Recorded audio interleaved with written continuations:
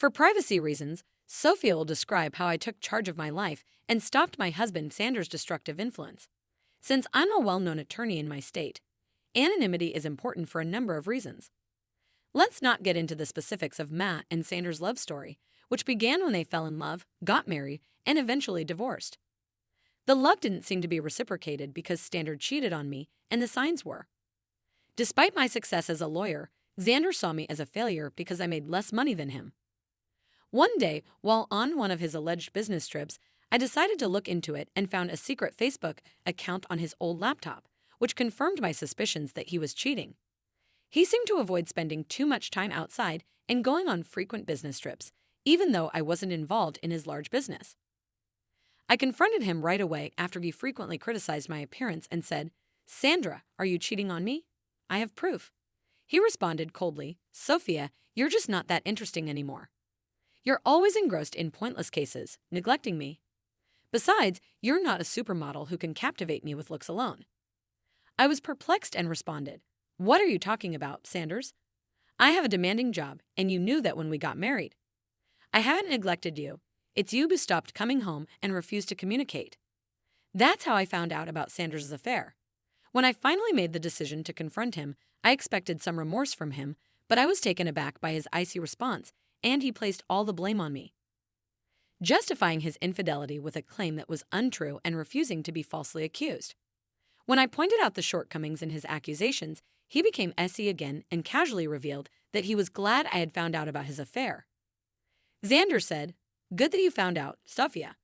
I no longer have to hide my beautiful girlfriend. She and I will have a perfect life together after." In addition to insulting me, he claimed that I was unworthy of him, accusing me of being a bad wife.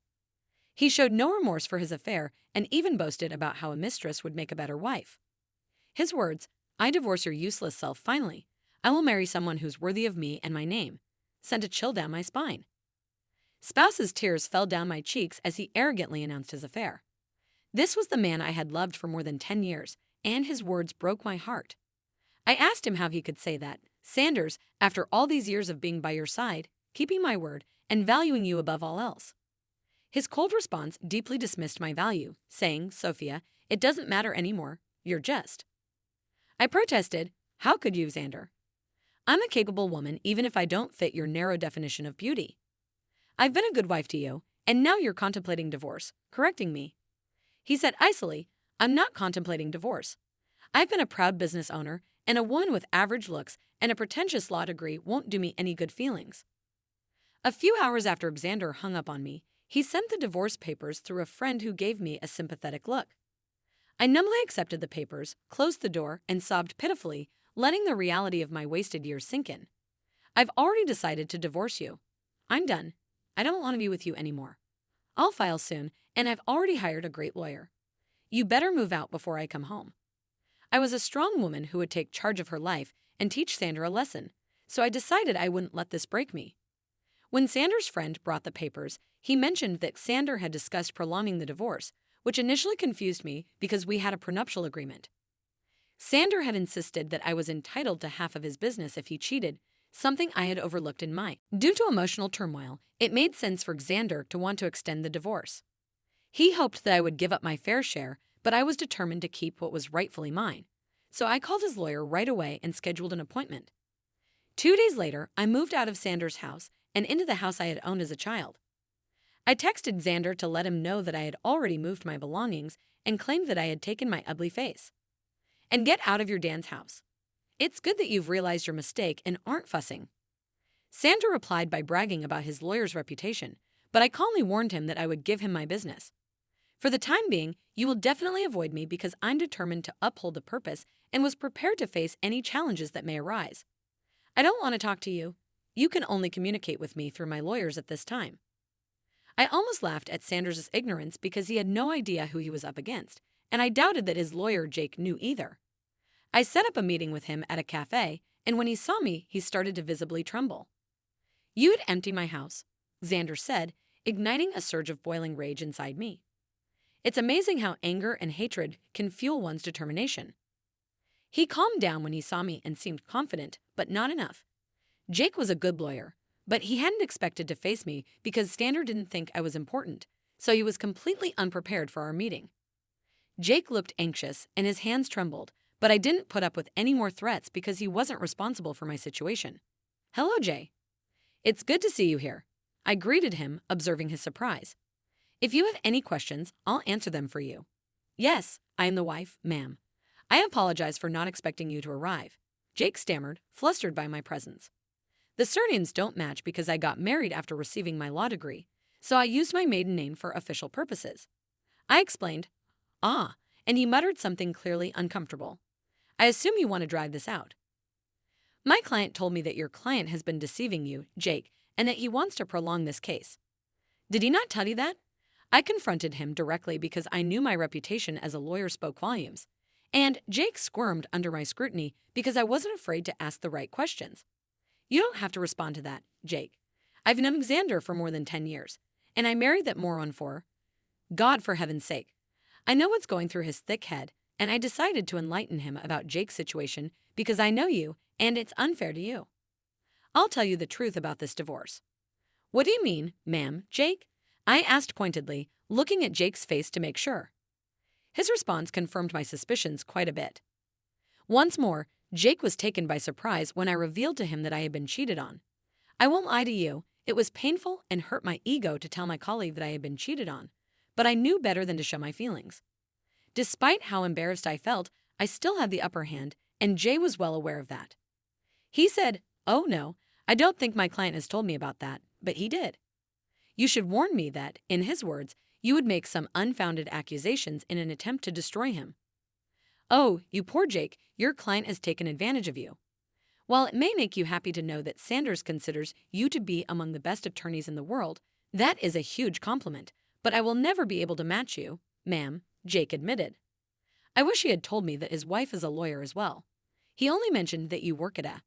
It was foolish of me to stay with my husband for this long, but it was wise of me to sign the prenup to save my butt."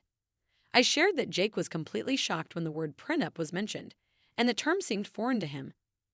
My husband never really took my accomplishments seriously, and he had a habit of undermining my work and influence. I didn't need to be a rocket scientist to know that he had been. "There is a prenup in this marriage that your husband hadn't mentioned.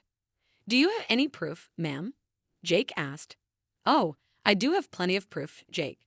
I brought the papers with me because I had a suspicion that Xander would try to get out." Xander had conveniently forgotten to mention the prenup to Jake, maybe hoping that I had forgotten about it. Well, who knows? It didn't matter. "Not on my wife's watch, though. I would really like to see the documents, ma'am. I also believe I would need to see evidence of his affair if you have any." "Don't worry, Jake, I brought everything with me. As I mentioned, I don't want to drag out this divorce. The sooner it is over, the better for me." I gave Jake all the evidence, including messages, photos, and I casually gave Jake the documents I had in my handbag, knowing that the case would always end in my face. Jake looked at me and said, "I see that you have solid proof of everything, ma'am. I had no idea about all of these things. I figured it out, Jake, and I know how difficult it is to work with unreliable clients." Jake looked at each document carefully before signing and looked rather bewildered. "I think that's all I needed to talk about today, ma'am. I think I need to have a serious conversation with my client before I decide to move forward with his case. I'm sure someone will get in touch with you soon, but I can't guarantee it will be me." I could tell what Jake was hinting at, but I didn't comment on it. I thanked him for his time and left the cafe. I immediately went to work and began preparing my own divorce paperwork. All of the sadness that had been there had vanished, but now I was filled with a rage that made me want to make sure Xander suffered for his actions, even though I knew he had no way out of the mess he had made. It took him a day to respond to me, calling me on my number even though he had warned me not to get in touch with him directly. When I answered his call, he sounded really angry. "What the hell did you say to my lawyer, Sophia?" "My look, who's calling after telling me to stay away." "What happened with your lawyer, Xander? Stop having fun with Sophia. Tell me what you told him that caused him to quit today." "Your lawyer quit today. It was funny, but I knew he would end up in this predicament." "A friend about your predicament and the people they would be battling against you." "I don't know what you're saying. You are a complete idiot. I won't allow you to take away my family business." "Oh, I would like to see you try, Xander. I'll hire a better attorney, and I'm sure you'll just wait and watch as I destroy you in court. You'll come to me pleading for mercy." "That sounds like a plan, Xander." "Good luck with that, but a word of advice from a lawyer, Don't forget to tell your new lawyer about your affair and the print-up. When I mentioned that, Sandor just hung up on me, which made me laugh. He was in serious trouble, but he didn't realize it. He would try every lawyer in town to see if anyone would take him on. I'm well known here, so people avoid me and anyone foolish enough to think his lies would be exposed when I showed them my. One fine morning, as I was getting ready for work, there was a knock at my door. I was a little perplexed as to who had come at such an odd time, so imagine my surprise when I opened the door. Amo Sanders had stated that he would force me to beg for mercy, and I knew that it would not be long before he would return pleading at my door. He literally had no other option. I invited my soon-to-be ex-husband inside because I didn't want the scene outside my house to be too much to handle, and when he arrived, I said, "Make it quick, Xander. I don't have enough time to waste on you. I don't get to know why you're here. We were supposed to communicate exclusively through lawyers, so I haven't found a good divorce lawyer yet, which is unfortunate. I'm not worried about your mistress anymore, so Xander, you better move quickly. Listen, Sophia, we need to talk. You've been sabotaging my lawyer so that they wouldn't take my case, which is really unfair." I laughed when he said that, and I couldn't believe that he would have the gall to place all the blame on me. This just goes to show how little he valued my career. He assumed that people would pull at his feet because he was willing to throw money. Oh my goodness, that's a great joke. Xander L., let me just clear up that misconception for you. I hadn't been sabotaging anything. The trouble is coming from your stupidity. I don't even know what I did. Should I remind you that you lied to your lawyers about the affair and the proof, which is enough to make them appear like fools in court? Do you think attorneys would rush to represent untrustworthy clients like you? In addition, I'll admit that my name will turn off a lot of people, so you might think I'm worthless, but I do have a good reputation in this field. Yes, I am aware that in the modern world, I've tried being open with attorneys as well, but none of them are willing to assist me. That's what happens when you try to go to court. Sanders' face said it all. He didn't want to lose his business, which is why he tried to find a good lawyer and drag out the divorce in order to keep me hanging. Against an ironclad proof, you really should have fought your affair through, Xander. It doesn't matter now, though, because the damage is done and no lawyer would defend your cause. You'll be giving me half of your business. After a few days, he realized that no one would support him and that he was even having trouble finding a lawyer who would oppose me, so he did what he believed to be his last resort. He began to cry and beg Sophia, "You know how much this business means to me. Please don't do this. You can take everything else, but please don't ask to split the business. Why not, Sanders? You were the one who included the clause that said I would give up my rights so easily if you cheated, and I deserve it after the betrayal you threw in my face. Sophia, believe me, I have put my relationship on hold because I realize what a huge mistake it was. Perhaps we can give this some thought. I can say with certainty that this obstacle will only strengthen us." Sanders' remarks made me laugh aloud once more. This man's audacity was unrivaled by anyone I knew, and I was at a loss for words.